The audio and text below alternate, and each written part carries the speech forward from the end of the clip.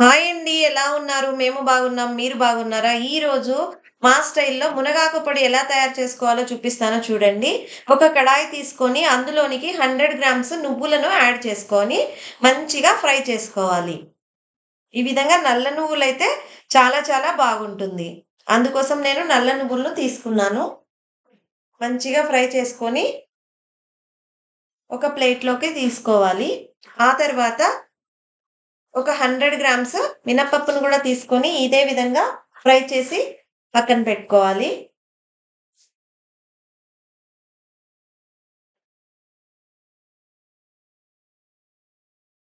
ఆ తర్వాత శనగపప్పును గూడా 100 గ్రామ్స్ తీసుకొని మంచిగా ఫ్రై చేసుకోవాలి.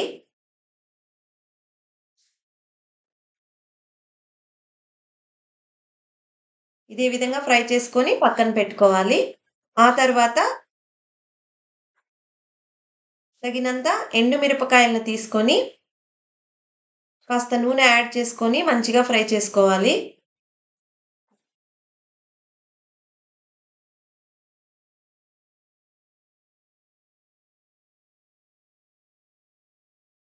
ఎండు మిరపకాయలు మాడిపోకుండా మంచిగా ఈవెన్‌గా ఫ్రై చేసుకోవాలి. ఆ తర్వాత కాస్త జీలకర్రను కూడా వేసుకొనేసేసి ధనియాలు, జీలకర్ర, ఎండుమిరపకాయలు మంచిగా ఫ్రై చేసుకోవాలి.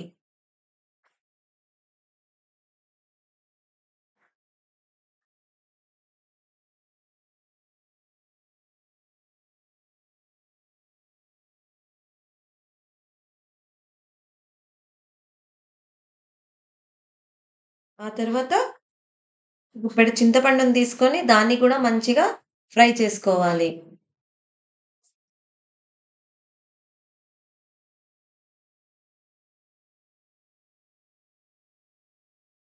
నా దగ్గర కాస్త నల్లగా ఉన్నటువంటి చింతపండు ఉండిందండి. మీరు కొత్త చింతపండును యూజ్ చేసుకోండి బావుంటుంది. ఆ తర్వాత ఈ విధంగా మునగాకును నేను ఇది ఫ్రై చేసి పెట్టుకున్నానండి మునగాకును. దీన్ని కూడా తీసుకొనేసేసి నేను మంచిగా ఫ్రై చేసుకున్నాను. ఇంట్లోని మంచిగా శుభ్రంగా కడుక్కొని బట్ట మీద ఆరబోసుకున్నాను నేను.